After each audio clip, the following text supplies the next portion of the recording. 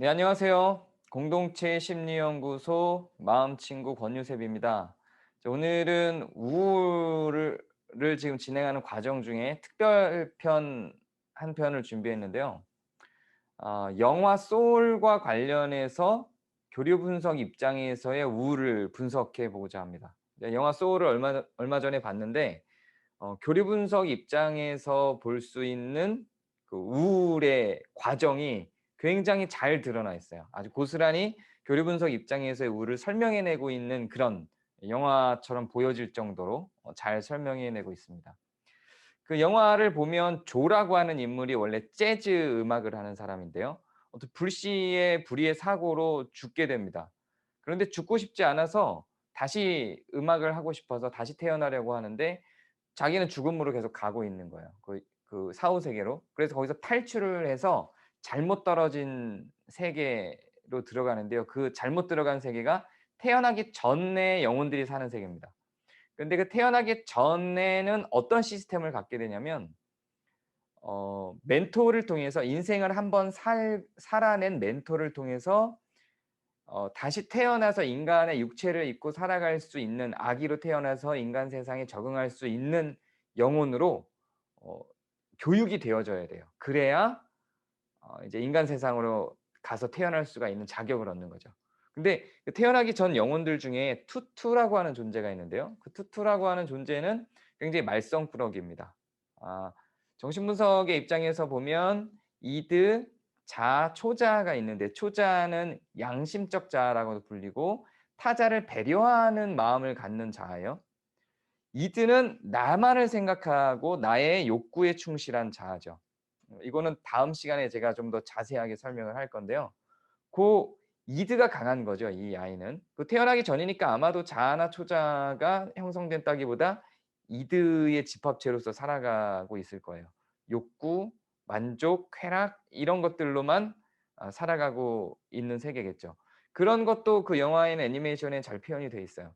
자, 그런데 어쨌든 그 투투라는 애는 수많은 인생에 성공을 했던 많은 멘토들이 태어날 수 있는 조건을 갖추게 하려고 노력을 하는데도 이 투투의 이드가 워낙 강하다 보니까 태어날 자격을 갖지 못하는 거예요.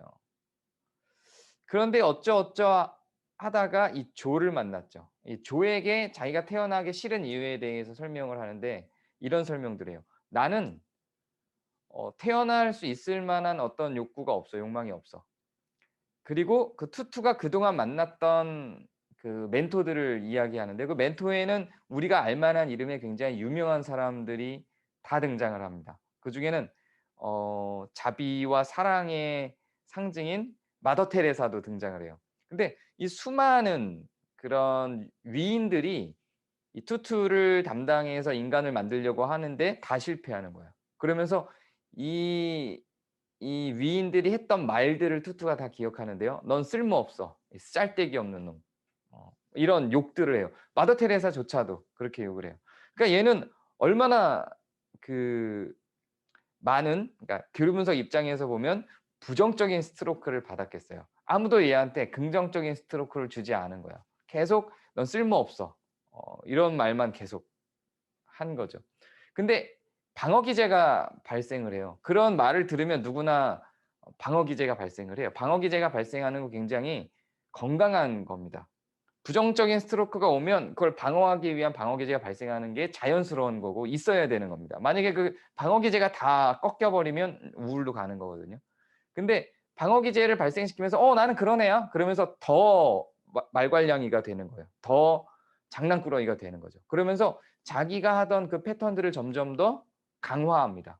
그러니까 얘는 지구로 갈 수 있는 조건이 점점 형성이 안 되죠. 몇백 년이 흐르도록 태어나기 전 영으로만 존재해요.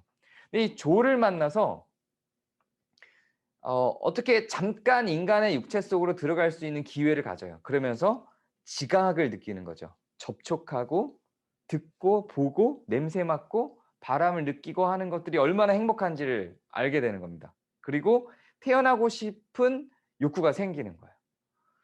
그리고 이 투투는 조로부터 초반에 긍정적인 스트로크를 받아요.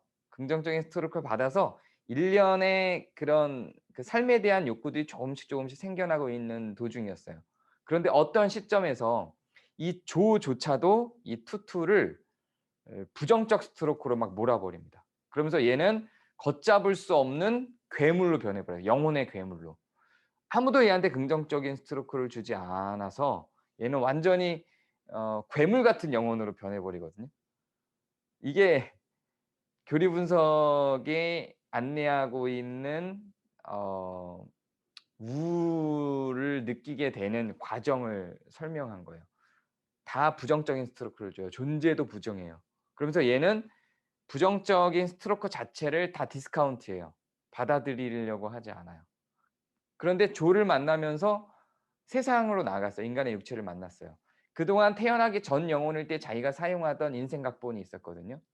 더 말괄량이가 되는 것, 더 강한 존재로 보이는 것, 더 장난꾸러기가 되는 것, 막 이렇게 보이려고 했단 말이죠. 근데 욕구가 생기면서 그 인생 각본대로 하고 싶어지지 않은 어떤 벽에 부딪혀요.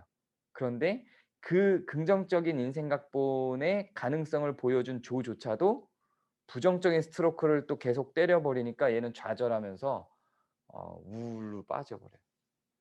그러다가 그렇게 괴물이 된 영혼에서 다시 이제 태어나기 전 영혼으로, 그래서 지구로 갈 수 있는 자격을 얻는 과정으로 걸어가게 되는데, 그렇게 걸어가게 되는 이유가 뭐냐면 이 조라고 하는 사람의 긍정 스트로크 때문이에요. 이 조라고 하는 사람이 부정 스트로크를 준 것을 반성하면서 막 달려가요. 막 달려가서 미안해 사과를 하고 "너는 정말 괜찮은 아이였어. 넌 훌륭한 아이였어." 하고 그 투투에게 긍정적인 스트로크를 주죠. 그래서 괴물이 된 영혼에서 다시, 다시 태어나기 전 영혼으로 변화가 되고 태어날 수 있는 인간의 자격 조건을 갖추게 되는 겁니다. 이게 전체 그 투투를 중심으로 본 이 소울이라고 하는 영화의 핵심적인 내용인데요. 교리 분석 입장에서 바라본 우울로 빠지는 과정과 우울에서 빠져나오는 과정까지를 잘 설명했어요. 물론 우울로 빠지는 과정은 굉장히 잘 설명했는데 빠져나오는 것, 우울에서 빠져나오는 과정은 너무 급작스럽죠. 그렇게 한두 번의 긍정적인 스트로크로 우울이 바로 벗어나질 않거든요. 그동안 받았던 그런 부정적인 스트로크를 충분히 상쇄시킬 만한 긍정 스트로크들이 많이 주어져야 우울에서 나올 수 있어요. 자, 그런데 이 영화에선 영화기 때문에 극적 표현을 하기 위해서 한두 번의 진지한 긍정 스트로크로 우울에서 벗어나게 되는 그런 장면을 표현한 거죠. 그러나 우울로 빠지는 과정과 빠져나오는 과정만을 놓고 볼 때는 교리 분석 입장에서 볼 때 우울을 매우 잘 설명한 영화다, 그런 생각이 듭니다. 안 보신 분이 있다면 한 번쯤 보시기를 권장합니다. 요 오늘 이거는 특별 편이었고요. 그래서 그냥 영화와 그동안 우리가 교리 분석에서 다룬 우울에 대해서 살짝 다뤘던 거고요. 다음 시간에 더 제대로 우울증에 대한, 교리 분석 입장에서 우울증에 대한 편을 다루도록 하겠습니다. 다음 시간에는 우울을 앓고 있는 사람들의 자아 상태에 대해서 다룰 겁니다. 네, 기대해 주시고 다음 시간에 다음 주에 뵙도록 하겠습니다. 감사합니다.